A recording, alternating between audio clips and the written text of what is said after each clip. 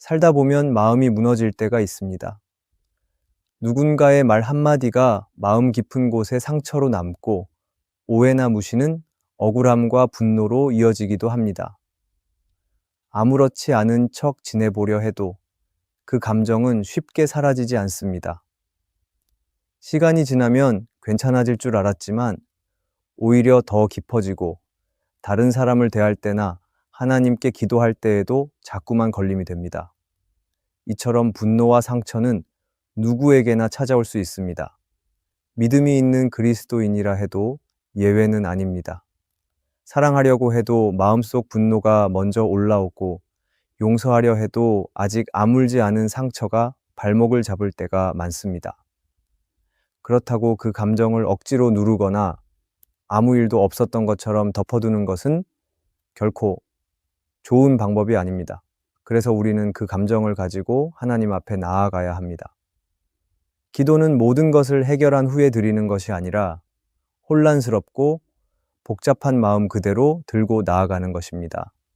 분노와 상처를 하나님께 솔직히 고백하고 내 힘으로는 풀 수 없는 이 마음을 하나님께서 만져주시기를 구하는 것이 바로 기도입니다.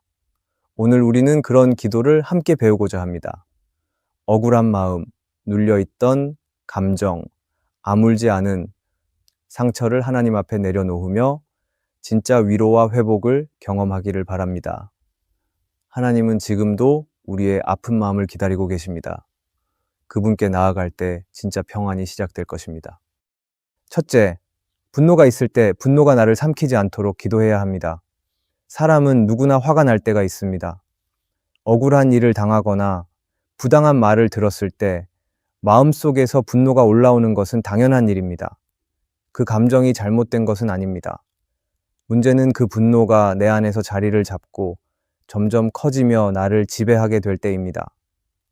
처음에는 억울함이었지만 시간이 지날수록 마음을 다치게 하고 결국에는 나의 말과 행동을 바꾸어 놓을 수 있습니다. 그래서 에베소서 4장에서 하나님은 이렇게 말씀하십니다. 분을 내어도 죄를 짓지 말고 해가 지도록 분을 품지 말라. 다시 말해 화가 나는 것은 이해하지만 그 감정을 오래 품고 있으면 죄로 이어질 수 있으니 조심하라는 뜻입니다. 분노를 그 자리에서 바로 다루지 않으면 그 감정은 내 마음속에 쓴 뿌리처럼 남아서 삶 전체를 힘들게 만들 수 있습니다. 성경에는 그런 예가 나옵니다. 가인은 동생 아벨에 대해 화가 났습니다. 아벨의 제사는 하나님께서 받으셨지만 자기 것은 받지 않으신 것이 마음에 걸렸습니다.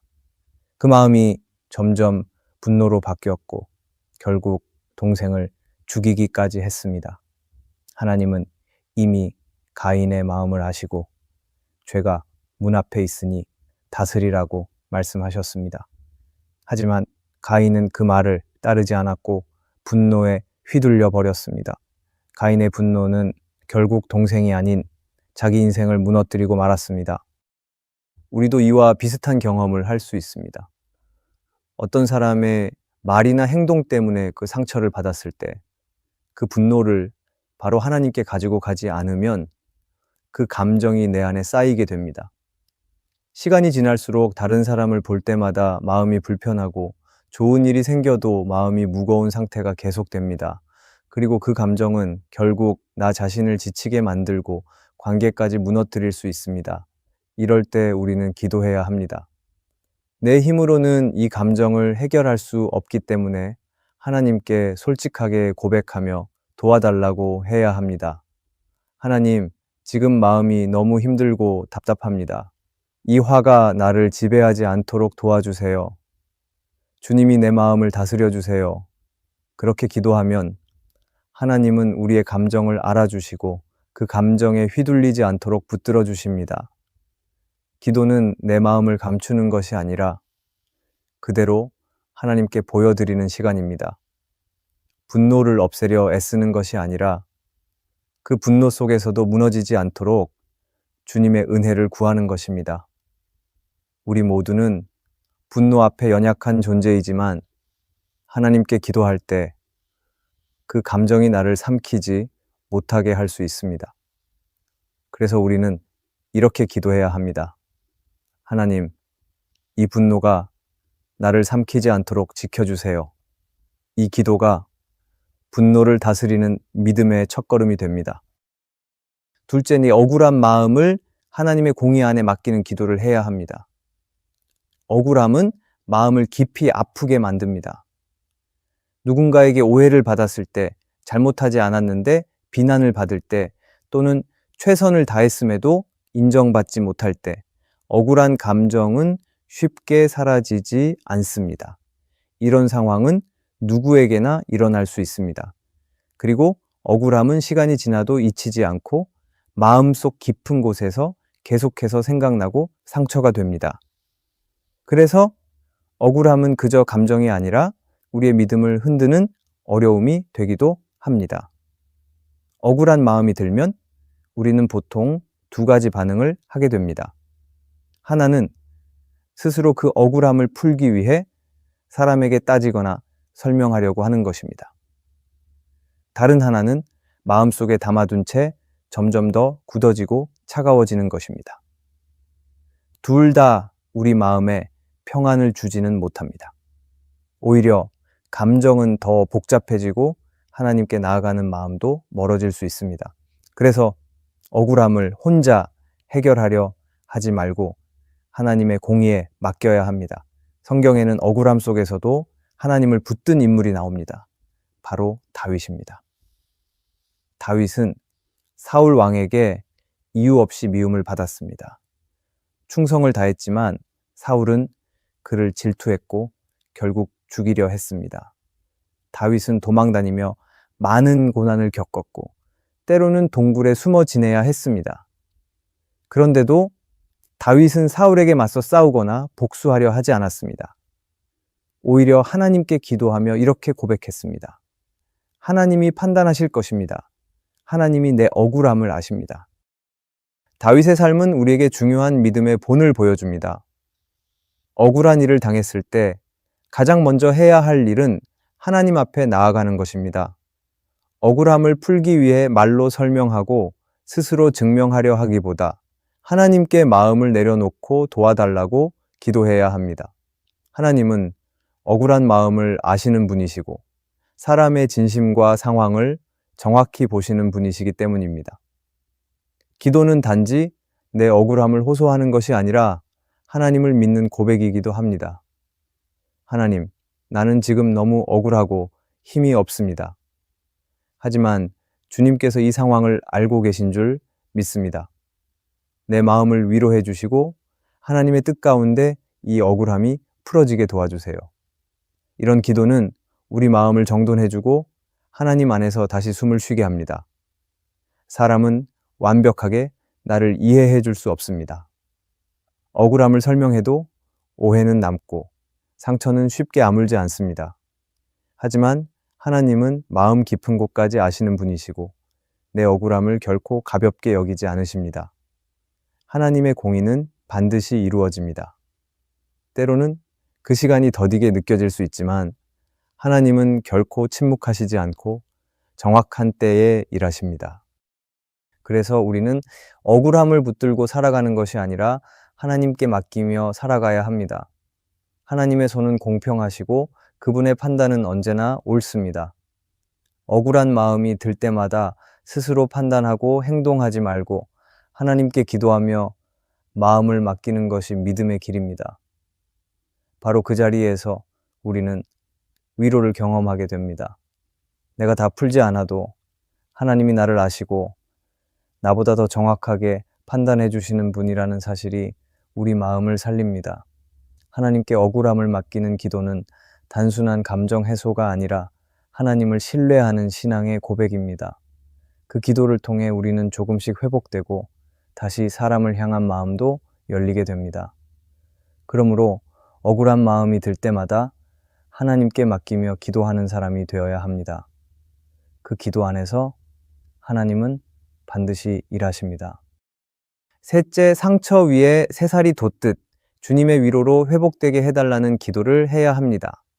상처는 시간만으로 완전히 치유되지는 않습니다. 오히려 시간이 지나도 여전히 마음이 아프고 과거의 말 한마디나 행동 하나가 생각날 때마다 감정이 되살아나는 경험을 하게 됩니다. 누군가의 배신, 무시, 외면, 혹은 가족 안에서 생긴 깊은 아픔은 겉으로는 괜찮아 보여도 마음 깊은 곳에서는 여전히 영향을 주고 있습니다. 그래서 우리는 회복이 필요합니다. 그냥 견디는 것이 아니라 정말로 치유받고 새로워지는 회복이 필요합니다. 하지만 회복은 그냥 주어지지 않습니다. 회복은 상처를 외면한다고 찾아오는 것이 아닙니다. 오히려 상처를 있는 그대로 하나님 앞에 보여드리고 그 상처를 만져달라고 기도할 때 비로소 시작됩니다. 하나님은 우리가 강한 척하며 살아가는 것보다 아프다고 고백하며 주님께 도움을 구하는 모습을 기뻐하십니다. 그 자리에서 주님의 위로가 임하게 됩니다. 성경에는 큰 상처를 경험했던 사람이 있습니다. 바로 요셉입니다. 요셉은 형들에게 미움받아 팔려갔고 억울하게 누명을 쓰고 감옥에 갇히기도 했습니다. 어린 시절부터 깊은 배신과 고통을 겪었던 사람이었습니다. 그런데 놀라운 것은 요셉이 그 상처 속에서 하나님을 원망하지 않았다는 점입니다. 그는 상처를 인정하면서도 하나님께 붙들렸고 결국 그 고통의 시간을 지나 회복과 용서의 자리까지 나아갈 수 있었습니다. 형들이 자신 앞에 무릎 꿇게 되었을 때 요셉은 복수하지 않았습니다. 오히려 울면서 형들을 품고 이렇게 말했습니다. 당신들이 나를 해하려 하였으나 하나님은 그것을 선으로 바꾸셨습니다. 요셉은 하나님의 손길을 믿었고 상처 위에 새살이 돋듯 회복된 마음으로 형들을 용서할 수 있었습니다. 요셉이 그렇게 회복될 수 있었던 이유는 하나님과의 관계가 계속 이어졌기 때문입니다. 그는 감옥에서도 외로운 자리에서도 하나님께 마음을 열었고 하나님의 위로를 받으며 자리를 지켜냈습니다. 우리도 요셉처럼 큰 상처를 안고 살아갈 때가 있습니다. 어릴 적 받은 마음의 상처, 가까운 사람에게 받은 아픔, 또는 오랜 시간 반복된 무시와 외면으로 생긴 마음의 골은 쉽게 낫지 않습니다. 그런데 그 상처를 계속 묻어두기만 하면 그 자리는 점점 더 딱딱해지고 누가 조금만 건드려도 쉽게 무너집니다. 그래서 하나님 앞에 나아가 그 상처를 보여드려야 합니다. 하나님께 이렇게 기도할 수 있습니다. 하나님, 제 마음이 많이 아픕니다. 누군가에겐 작은 일이었을지 몰라도 제게는 깊은 상처였습니다. 이 마음을 회복시켜 주세요. 혼자 낫는 줄 알았는데 시간이 지나도 여전히 아픕니다. 주님의 위로로 다시 새살이 돋게 해주세요. 그런 기도를 드릴 때 하나님은 무시하지 않으시고 오히려 그 아픈 마음을 다 아시는 분으로서 다가오십니다. 우리는 상처를 받아도 아무 일 없었던 것처럼 살아야 할 때가 많습니다. 하지만 하나님 앞에서는 그렇게 살지 않아도 됩니다. 눈물을 흘릴 수 있고 아프다고 말할 수 있고 힘들다고 고백할 수 있습니다. 하나님은 그런 우리의 기도를 들으시고 우리가 기대하지 못한 방식으로 회복을 시작하십니다. 때로는 사람을 통해, 때로는 말씀을 통해, 때로는 조용한 기도의 시간 속에서 하나님은 상처난 마음을 새롭게 만지십니다. 회복은 하루아침에 이루어지지 않을 수 있습니다. 그러나 하나님과 함께 가는 길 위에서는 분명히 회복이 시작됩니다. 상처 위에 새살이 돋는 것은 느리고 고된 일이지만 하나님께 기도하며 그 길을 걸어갈 때 어느새 우리는 그 자리에서 다시 웃고 있는 자신을 발견하게 될 것입니다. 그러므로 우리는 이렇게 기도해야 합니다. 하나님, 이 상처에 주님의 손을 얹어주세요. 제 마음이 주님의 위로로 다시 살아나게 해주세요. 그렇게 기도하는 사람이 진짜 회복을 경험하게 됩니다. 주님의 위로로 회복되게 해달라는 기도를 하기 바랍니다. 넷째, 내 시선이 아니라 하나님의 시선에서 상황을 다시 보게 해달라는 기도를 해야 합니다. 마음에 상처가 생기고 분노가 쌓일 때 우리는 본능적으로 자기 입장에서 상황을 바라보게 됩니다. 억울하고 아프고 속상한 이유는 모두 내 시선에서 보았을 때 이해가 되기 때문입니다. 하지만 그렇게 계속 내 시선에만 머물다 보면 감정은 더 깊어지고 상황은 더 복잡해질 수밖에 없습니다. 어느 순간부터는 상대의 잘잘못보다 내 감정이 더 중요해지고 결국은 더 이상 아무 말도 들리지 않는 상태에 이르게 됩니다. 그래서 회복을 위해서는 내 시선을 내려놓고 하나님의 시선으로 다시 바라보게 해달라고 기도해야 합니다. 하나님의 시선은 사람의 시선과 다릅니다. 우리는 눈앞의 감정과 상처에 머물지만 하나님은 그 상황 속에서 자라나는 마음과 더 넓은 그림을 보고 계십니다. 우리의 시선이 왜 이런 일이 내게 일어났을까라는 질문에 머무를 때 하나님의 시선은 이 일을 통해 내가 어떤 사람으로 자라게 될까를 보십니다. 하나님의 시선으로 상황을 바라보게 되면 억울한 상황 속에서도 의미를 찾게 되고 관계가 깨어진 자리에서도 새롭게 시작할 용기를 얻게 됩니다. 성경 속 요나는 하나님의 뜻을 따르지 않으려 했습니다.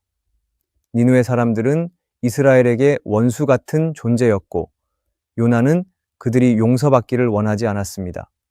그는 자신이 옳다고 여겼고 그 마음을 끝까지 고집했습니다.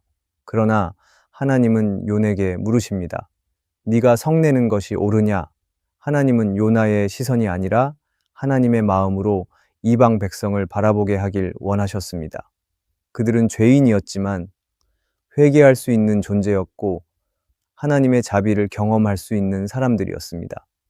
결국 요나는 자신의 분노와 상처 속에서 하나님의 시선을 끝까지 받아들이지 못했고 그 마음 안에서 고립되고 말았습니다. 이와는 달리 신약의 스데반은 자신을 향해 돌을 던지는 사람들을 바라보며 하늘을 향해 눈을 들었습니다. 스데반은 억울한 상황에서 자신을 해치는 사람들을 향해 분노하지 않았습니다. 그는 하나님의 시선으로 그들을 바라보았고 저들의 죄를 용서해달라고 기도했습니다. 이것이 하나님의 시선을 가진 사람의 모습입니다. 지금 당장은 이해되지 않는 상황일지라도 하나님의 마음으로 다시 보면 전혀 다른 반응이 가능해집니다. 우리의 삶에서도 이런 일이 자주 일어납니다. 가족 안에서 반복되는 상처, 직장 안에서의 억울함, 가까운 친구와의 오해, 모두 내 입장에서 보면 끝이 없고 너무도 힘든 일입니다. 그러나 그 상황을 하나님 앞에 가지고 나아가 기도할 때 처음 보지 못했던 면이 보이기 시작합니다. 하나님, 이 상황을 제 시선이 아니라 주님의 시선으로 보게 해주세요. 내 감정만 붙들고 있는 것이 아니라 하나님의 마음을 알게 해주세요. 이렇게 기도할 때 마음의 방향이 바뀌고 감정의 무게가 조금씩 가벼워지기 시작합니다. C.S. 루이스는 그의 책 고통의 문제에서 이렇게 말했습니다.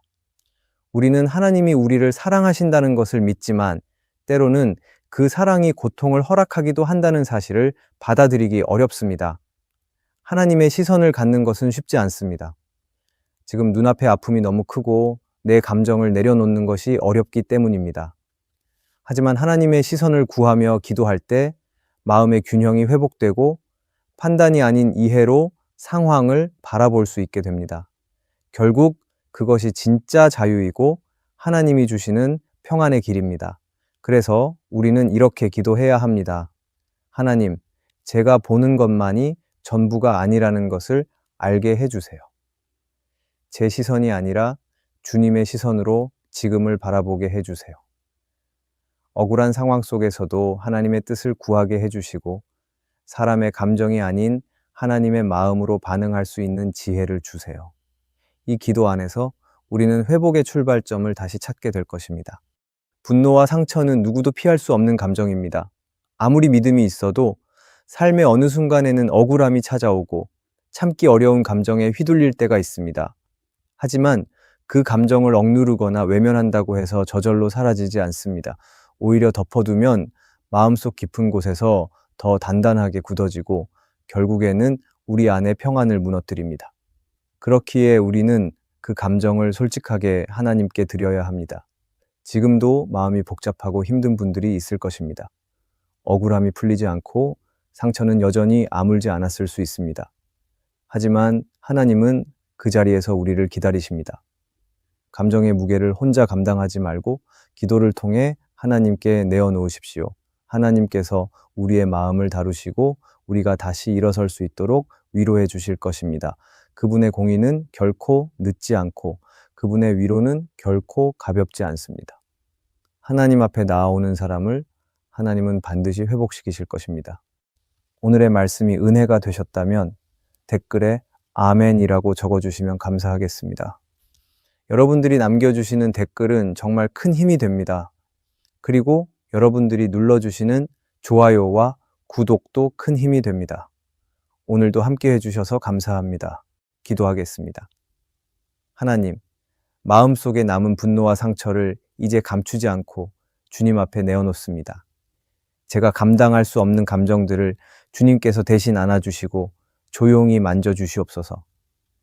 억울함 속에 갇혀있던 마음이 주님의 공의 안에서 다시 숨을 쉴 수 있게 도와주시옵소서. 아물지 않았던 마음의 상처 위에 주님의 위로가 천천히 새우며들게 해주시옵소서. 내 시선이 아닌 하나님의 시선으로 이 상황을 다시 바라보게 하여 주시고 진짜 회복이 오늘 이 자리에서 시작되게 하여 주시옵소서. 예수님의 이름으로 기도합니다. 아멘.